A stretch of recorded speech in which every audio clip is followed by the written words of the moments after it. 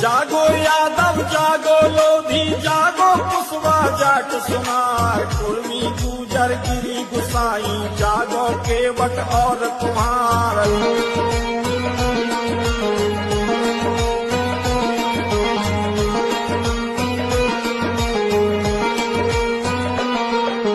कसगर चिकवा जोगी घोसी छिपा कश्यप पाल बघेल तेली चौरसिया बंजारा बारी बढ़ई लोहार कचेर।